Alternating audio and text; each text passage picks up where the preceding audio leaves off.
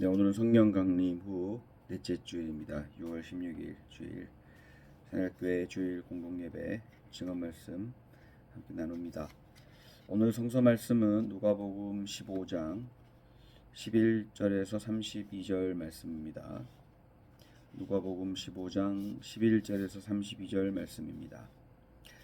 예수께서 말씀하셨다. 어떤 사람에게 아들이 둘 있는데 작은 아들이 아버지에게 말하기를 아버지 재산 가운데서 내게 돌아올 몫을 내게 주십시오 하였다. 그래서 아버지는 살림을 두 아들에게 나누어 주었다.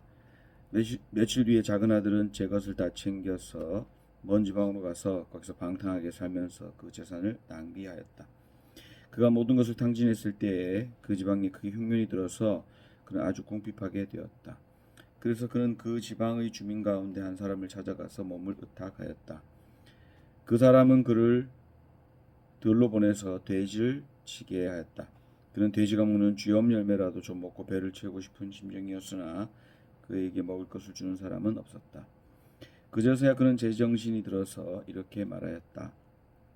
내 아버지의 그 많은 품꾼들에게는 먹을 것이 남아도는데 나는 여기서 굶어 죽는구나. 내가 일어나 아버지에게 돌아가서 이렇게 말씀드려야 하겠다. 아버지, 내가 하늘과 아버지 앞에 죄를 지었습니다. 나는 더 이상 아버지 아들이라고 불릴 자격이 없으니 나를 품꾼의 하나로 삼아 주십시오. 그는 일어나서 아버지에게로 갔다. 그가 아직도 먼 거리에 있는데 그의 아버지가 그를 보고 치근히 여겨서 달려가 그의 목을 껴안고 입을 맞추었다. 아들이 아버지에게 말하였다. 아버지, 내가 하늘과 아버지 앞에 죄를 지었습니다. 이제부터 나는 아버지의 아들이라고 불릴 자격이 없습니다. 그러나 아버지는 종들에게 말하였다. 어서 가서 좋은 옷을 꺼내서 그에게 입히고 손에 반지를 끼우고 발에 신을 신겨라. 그리고 살찐 송아지를 끌어내다가 잡아라. 우리가 먹고 즐기자. 나의 이 아들은 죽었다가 살아났고 내가 잃었다가 되찾았다. 그래서 그들은 잔치를 벌였다. 그런데 큰아들이 밭에 있다가 돌아오는데 집에 가까이 이르렀을 때에 음악 소리와 춤추면서 노는 소리를 듣고 종 하나를 불러서 무슨 일인지를 물어보았다. 종이 그에게 말하였다. 아우님이 집에 돌아왔습니다. 건강한 몸으로 돌아온 것을 반겨서 주인 어른께서 살찐 송아지를 잡으셨습니다. 큰아들은 화가 나서 집으로 들어가려고 하지 않았다. 아버지가 나와서 그를 달랬다. 그러나 그는 아버지에게 대답하였다. 나는 이렇게 여러 해를 두고 아버지를 섬기고 있고 아버지의 명령을 한 번도 어긴 일이 없는데 나에게는 친구들과 함께 즐기라고 염소 새끼 한 마리도 주신 일이 없습니다. 그런데 장녀들과 어울려서 아버지의 재산을 다 삼켜버린 이 아들이 오니까 그를 위해서는 살찐 송아리를 잡으셨습니다. 아버지가 그에게 말했다. 얘야, 너는 늘 나와 함께 있으니 내가 가진 모든 것은 다 내 것이다. 그런데 너의 이 아우는 죽었다가 살아났고 내가 잃었다가 되찾았으니 즐기며 기뻐하는 것이 마땅하다. 네, 이것은 주님의 말씀입니다. 네, 오늘 전한 말씀은 잔치의 이해입니다. 우리는 날마다 축제를 벌입니다. 특히 요즘 강북구청장은 축제구청장이라고 할 만큼 이곳저곳 축제를 벌입니다. 여기도 축제, 저기도 축제가 벌어집니다. 그래서 오늘은 잔치, 축제의 의미에 대해서 잠깐 살펴볼까 합니다.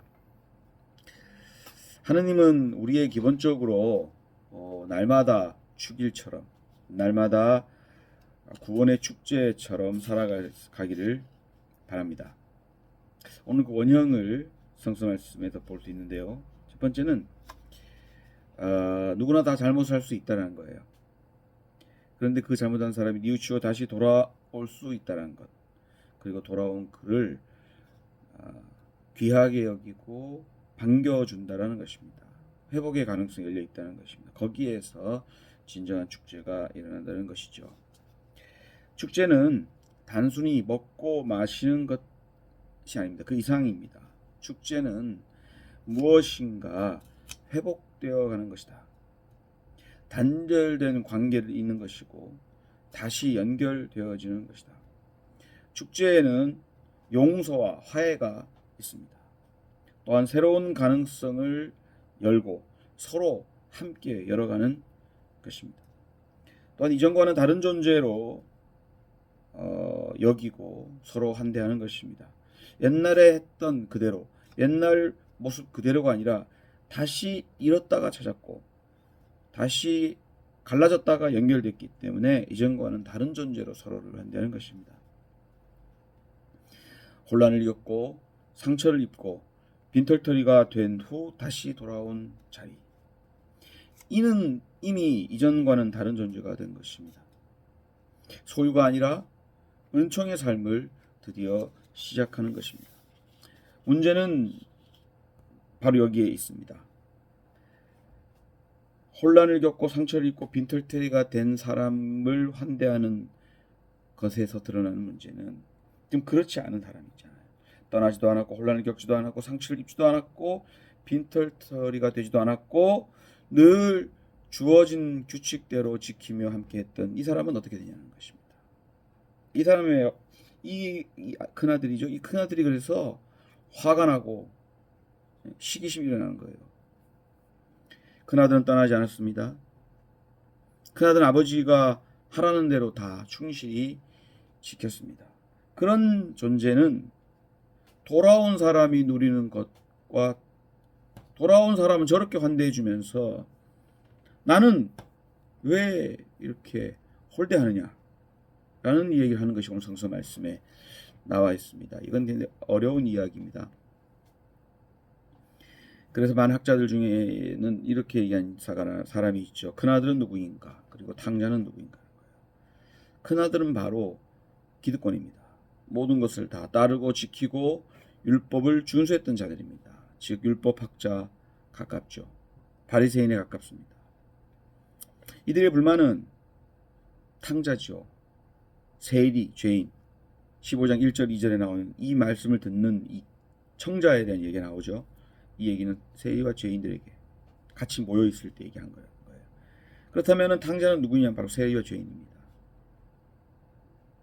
그런데 세리와 죄인을 예수께서 환대하는 것에 대해서 불편한 거예요. 나와 차별을 해야 되는데 나하고 다른데 저렇게 죄인이고 저렇게 나쁜 짓을 했던 사람인데 어떻게 저들을 받아들일 수 있냐는 거예요. 저들이 장애인이고 저들이 성소수자고 저들이 죄인인데 받아들이면 안 된다는 거예요. 우리 교회 공동체가 그렇습니까? 그래야 합니까? 예수는 아마 그런 질문을 하고 있는 것 같아요. 그가 죄인이고 우리와 다르고 다른 삶을 산다고 할지라도 그가 상처 입고 빈털터리 됐고 그가 자기 멋대로 하려고 날뛰어다녔던 사람이라 할지라도 그가 다시 돌아온다면은 그를 환대해야 한다는 것입니다. 그를 차별 없이 받아들여야 된다는 것이죠. 전 이것이 그리스도 예수께서 주시는 은총이라고 생각합니다. 좌충우돌자, 쿼럴섬, 그래서 자기 멋대로 살았던 사람이 그것을 돌이키고 다시 돌아오고 자기 자신을 다시 발견하고 그렇게 된다는 자체가 은총이고 또 그것을 반기면서 다시 그가 회복할 수 있도록 살펴주는 것, 그에게 길을 다시 찾아주는 것, 또 그를 또 돌아오기 전에도 계속 그를 그리워하는 것, 또 함께 길을 나서는 것, 이 모든 것이 우리 환대의 공동체가 해야 될 일이다. 저는 축제의 의미는 거기 있다고 생각합니다. 먹고 마시고 흥청망청 되는 것이 축제가 아니라 갈라졌고 분열됐던 것이 다시 회복되는 그런 축제가 바로 우리에게 일어나야 된다. 그런 생각합니다. 어제는 6월 15일이었죠. 6.15 남북공동 선언이 있었던 날이기도 하고 남과 북이 하나로 어우러져 축제를 벌이는 날이어야 하는데 못했어요. 그러나 어제 우리는 지역에서 단오맞이 축제를 함께 했고요. 즐겁게 함께 한 시간을 보냈습니다. 비록 우리가 지금은 서로를 만나는 자체가 얼굴만 봐도 눈물 나고 상처가 되기도 하지만 그러나 우리를 만나서 함께하고 연결된 존재로서 축제를 벌이면서 다시 회복하고 새로운 가능성을 꿈꿔가고 그럴 수 있기를 바라면서 제가 축제 시간 가졌는데요. 저는 우리 모두가 날마다 축제 날이 되었으면 좋겠습니다. 하지만 그 축제는 그 잔치는 서로를 환대하는 차별 없이 환대하는 그런 환대의 시간, 환대의 기회. 우리는 잔치를 환대로 이해해야 되겠다. 그런 말씀을 나누면서 우리 누구나 차별 없이 환대할 수 있는 저와 여러분 될 수 있기를 간절히 빕니다. 그런 의미의 잔치와 축제가 날마다 여러분 삶에 일어나기를 간절히 빕니다.